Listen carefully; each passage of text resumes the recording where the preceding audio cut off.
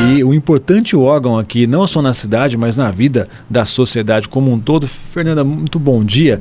Bom dia. Há quanto tempo que existe o PROCON aqui em Bauru? E explica pra gente quais são as principais atribuições desse órgão. Bom, o PROCON, ele existe, né, no estado de São Paulo desde 1976, muito embora a previsão da defesa do consumidor ela só tenha surgido com a Constituição de 88. Antes disso, já existia o órgão em São Paulo. Ele trabalhava com a defesa do consumidor, utilizando para isso de leis esparsas.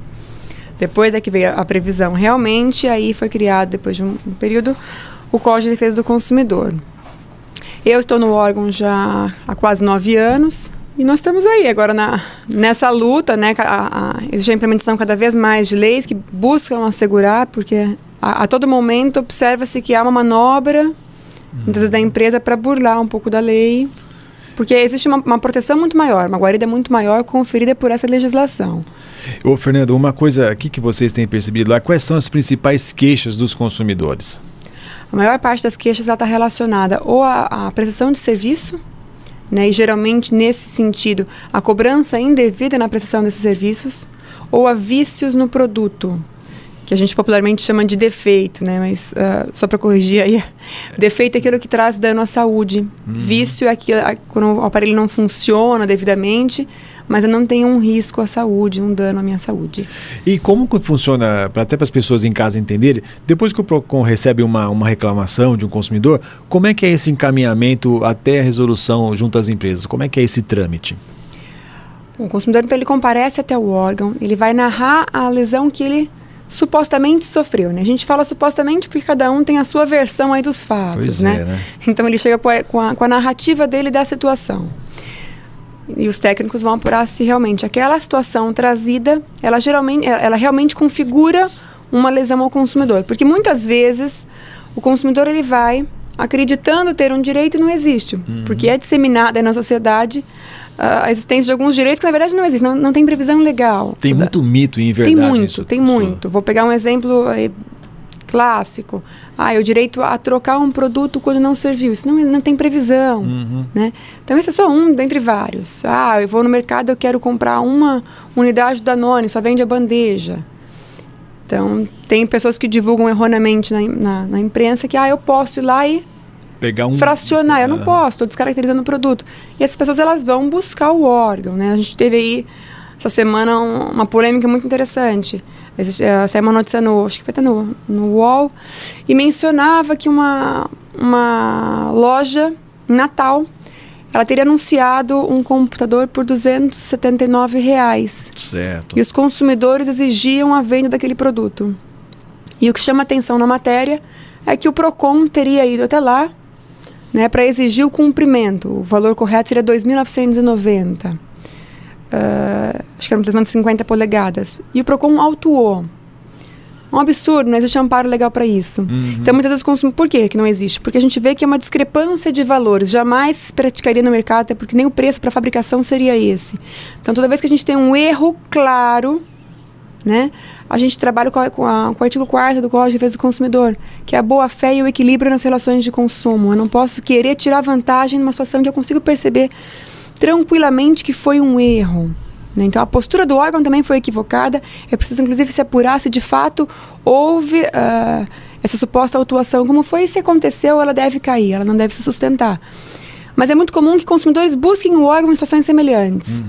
Né? E aí, quando você vai demonstrar para ele que não é bem isso, não existe esse direito, ele não é tão amplo de modo a albergar aí situações absurdas ou que vão gerar prejuízo ao terceiro de forma de má fé mesmo, né? Enfim, então existem esses casos em que a gente não consegue. Mas vamos partir do princípio que há realmente uma suposta lesão. Então, nesse momento, a gente envia uma notificação para o fornecedor para que a gente chama de CIP, é uma carta de investigação preliminar, certo, que é conferida em um primeiro momento para que ele possa se defender no processo, mostrar que de fato o consumidor não tem razão, ou então que ele possa reconhecer o seu erro e já de pronto propor uma solução para o caso. A partir de então, né, se existe a solução, é arquivado o processo, ou se ele não responde, ou se ele se defende, são verificadas as razões que ele trouxe, os documentos comprobatórios, a sua suposta defesa, a suposta ligação aí de direito, para verificar se existe motivo ou não para dar continuidade. Se o consumidor existe realmente uma lesão, se ele está amparado, e aí marca-se uma audiência de conciliação.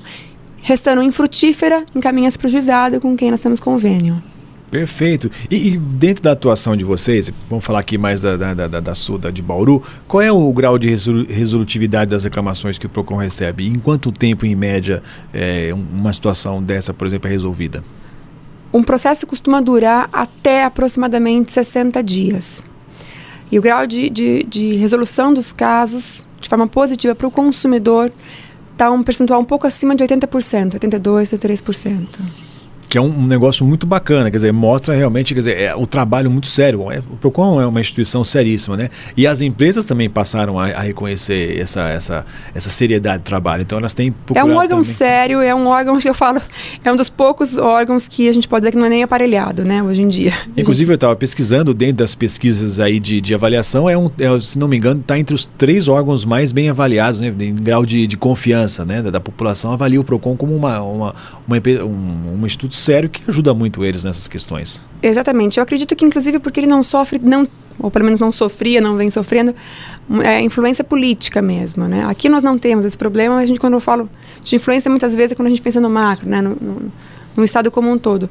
Mas a gente percebe que ele não é aparelhado, não existe realmente essa influência política muito forte, e isso é determinante. A capacitação realmente, o conhecimento técnico, a seriedade com que é trabalhado, ela é importante justamente por isso. Na seriedade do órgão, na imparcialidade e na busca pela aplicação da lei no seu sentido estrito mesmo. Perfeito. E, Fernanda, com a internet, os canais de compra online, o serviço do PROCON aumentou por conta das compras via internet também? Porque aí você não vê o produto físico, né? Você tem uma imagem dele e aí existe inúmeros casos, gente que não recebe o produto ou o produto vem com defeito. Como é que vocês avaliam a questão das compras online? Nós temos sim algumas reclamações, mas não dá para se dizer necessariamente que aumentou de forma significativa.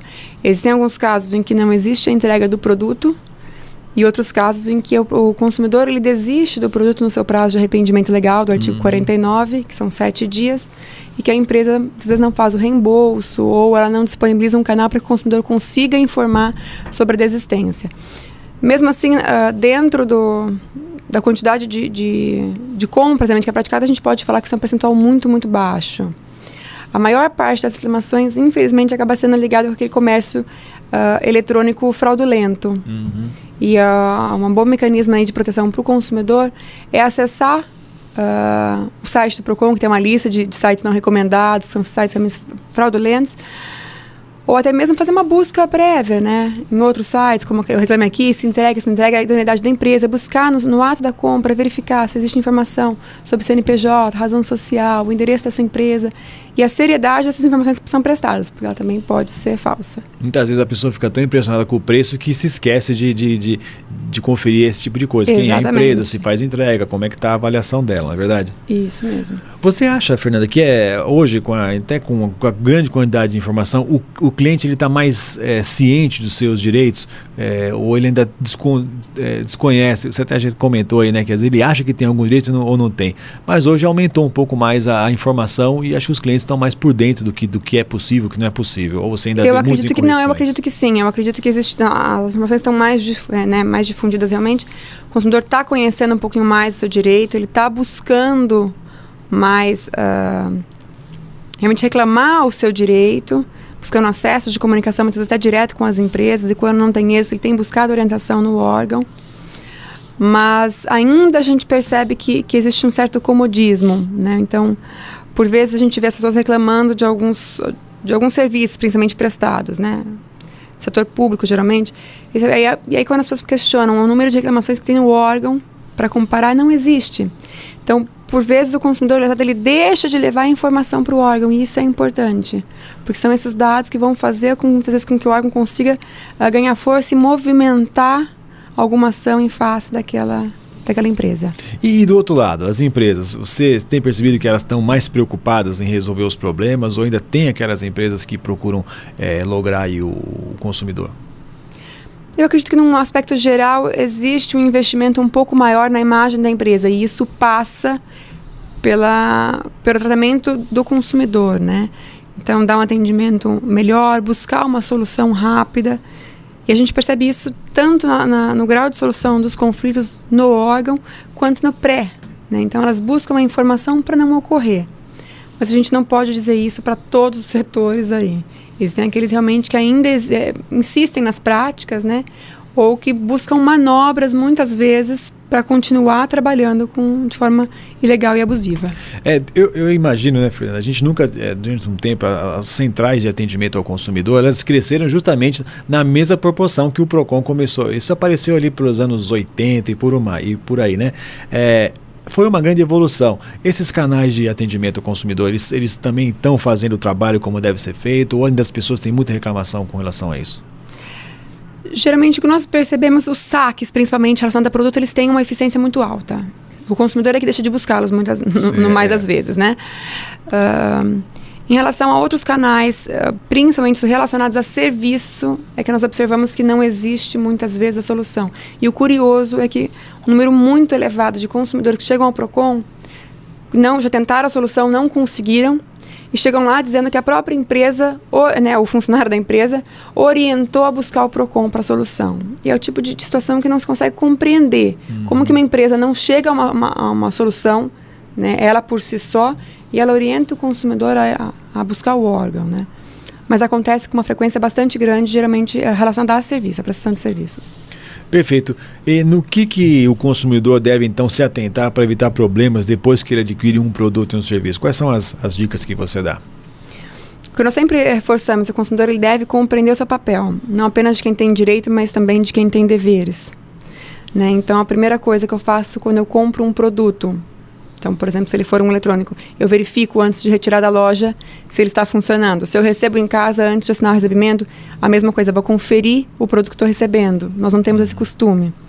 Guardar a nota fiscal é essencial, as pessoas não têm esse hábito e é importante fazê-lo. Se eu preciso submeter a reparo, eu guardo a ordem de serviço, porque isso também vai me garantir outros direitos num outro momento, se for necessário. E, claro, buscar sempre a compra no comércio formal, buscar pela procedência do produto. Se eu for fazer um reparo, buscar lugares realmente que sejam garantias vinculadas, né? Que realmente vão ofertar, então, com produtos originais, as peças de reposição originais, novas, porque existe essa previsão CDC, mas muitas vezes para baratear, a pessoa vai buscar aí um meio bem informal que não vai colocar. Então, são meios do consumidor começar a se atentar, ler o contrato antes de firmar. As pessoas têm preguiça de fazer isso, depois elas vão alegar que elas desconhecem o que contratou. E sempre que tiver dúvida, antes de eu assinar um contrato, eu posso levar até o PROCON. Eu posso pedir realmente auxílio para verificar as cláusulas. Eu tenho mecanismos de buscar auxílio antes da lesão. Mas as pessoas, infelizmente, elas têm o hábito de esperar a coisa acontecer. Elas apostam para depois ver o que vai fazer. Perfeito. E aqui em Bauru, o PROCON está onde? Horário de funcionamento? Como é que as pessoas podem procurar? Nós estamos na Nações Unidas 444, dentro do posto Poupa Tempo. Trabalhamos de segunda a sexta-feira, das 8 da manhã às 5 da tarde, e aos sábados, das 8 da manhã à 1 da tarde. Fernanda, muito obrigado, viu, por agradeço a oportunidade de estar aqui. Explicações. Leve o nosso abraço aos seus comandados lá no PROCON, que fazem um trabalho fantástico mesmo, né? E tem mesmo, né? Tem que botar pilha nessas empresas que tentam enganar os consumidores. Hoje, graças a Deus, eu acho que eles estão mais conscientes disso. Mas o trabalho de vocês merece todo o nosso respeito. Muito obrigada, Eduardo. Obrigada mesmo.